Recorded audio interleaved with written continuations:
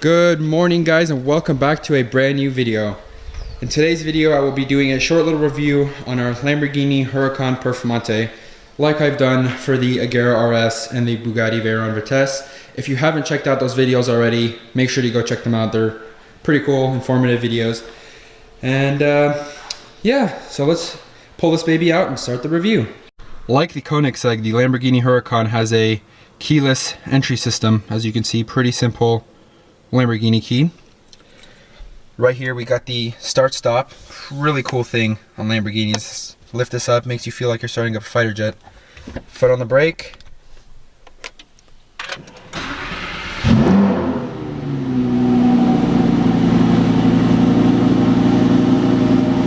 Gotta put this baby in Corsa.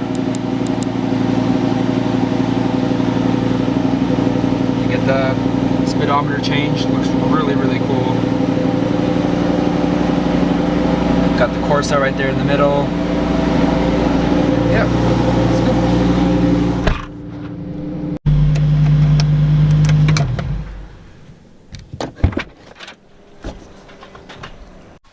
Alright, first off, let's talk about some of the upgrades this has over the normal Huracan. You can see the front bumper obviously changed up a bit. Has this extra piece right there and all the shiny forged carbon with the ALA.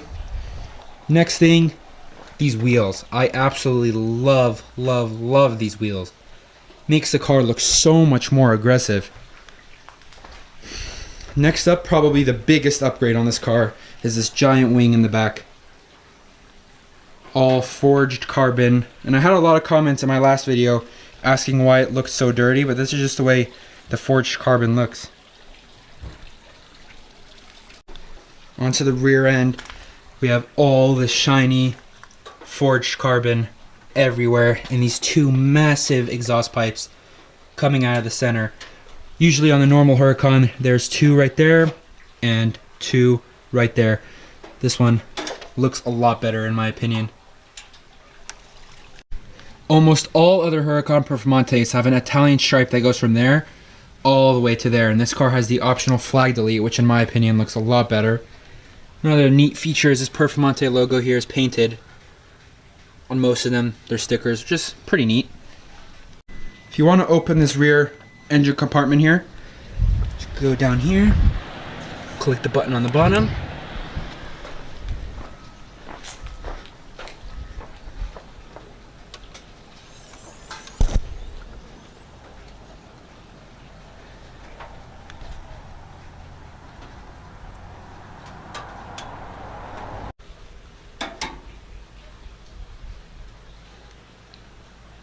Now this bronze engine cover here is standard on all Performantes, but it's pretty cool that the engine cover there matches the wheels. Cool little feature. Powering the Lamborghini Huracan Performante is a naturally aspirated 630 horsepower V10. Combine that with a 7-speed dual clutch transmission. This car is a rocket on acceleration. By far the quickest supercar I've been in. Obviously not as fast as the hypercars like the Koenigsegg and the Bugatti, but compared to 458s and other cars like that, this car is incredibly quick. Let's check out the trunk space on the Huracan Performante. Pretty nice. You can see from the side, it's pretty deep. You could fit 2 backpacks, 3 backpacks maybe. Generally, for a supercar, really nice luggage space. Good job, Lambo. There's the plaque for the color right there. Obviously Grigio Telesto, which is this flat gray. I am in love with it. For a very short period of time, the Huracan Performante actually held the lap record at the famous Nürburgring racetrack in Germany, beating the Porsche 918, which had the time of 6 minutes 57 seconds. This one came in at 6 minutes and 52 seconds, which is a whole 5 seconds faster around the ring. Sadly, it was recently broken by the Porsche GT2 RS, but honestly, in my opinion, this car is a lot cooler. You might be able to find a few of these ALA badges around the car. ALA stands for Aerodynamica Lamborghini Attiva.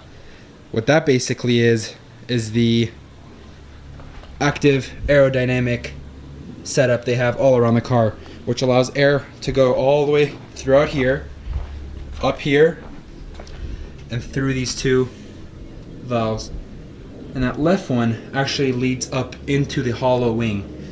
That creates a lot more downforce. You can see from the bottom, it has these little small vents. Really, really clever setup. This is what allowed the car to lap the Nürburgring in such a quick time. Before we jump in, let's have a quick look of the interior.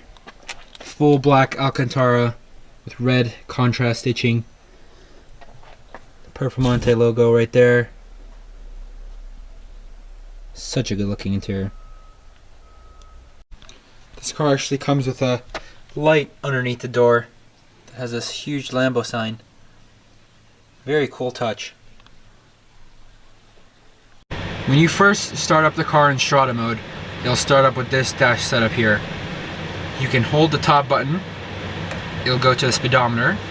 If you hold the bottom button, it changes to media only. If you hold the bottom one again, it goes to this really cool race looking dash. And if you bring it down into sport, you get these yellow accents which look really cool. You can even take it a step further, so if you put it into Corsa mode, it changes completely. Look how cool this looks. Here we have some of the buttons to raise and lower the windows and to raise the lifter, stuff like that.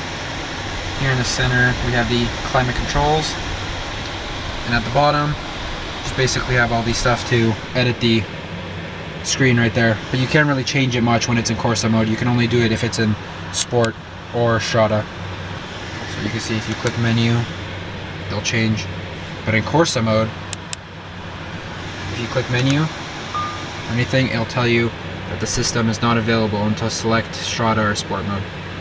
Pretty neat. In the following clip, you guys will be able to see how much the lifter actually goes up. So I'll set up the camera outside and we'll see.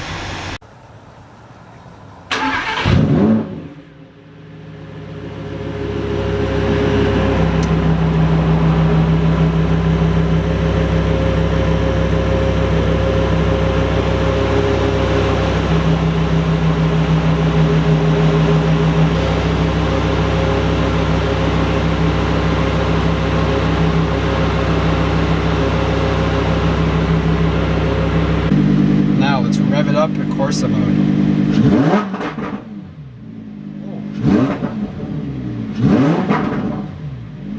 Sounds so good. Some of the details on the interior. You have forged carbon paddles. You have forged carbon all along the center console. You have it around the air conditioning outlets, door handles. Another cool option are these laser etched details on the doors. You have them there, and you have them all along the seats.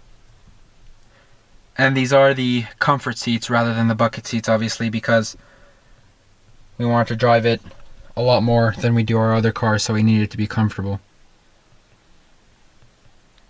The gear changer is really unique too. To put it in reverse, you just simply push it up. Park button, obviously. Parking brake. And if you want to drive it in Strada or Sport, you can click the manual button here and you can drive with the paddles rather than it being automatic. And if you want to put it back in automatic, you just click the manual button again and it'll just go back into automatic. The stereo is surprisingly really nice too.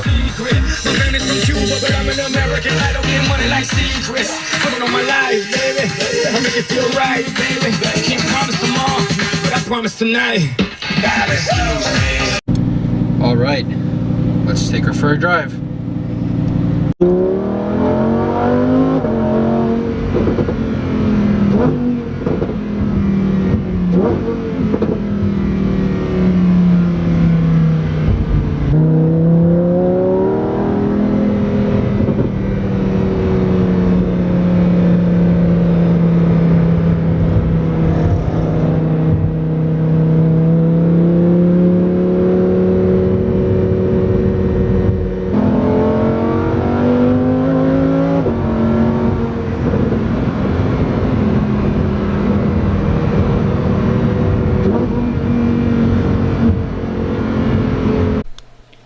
Alright guys, that wraps up today's video once again.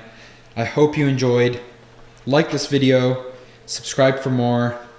I'll catch you guys in the next one. Peace.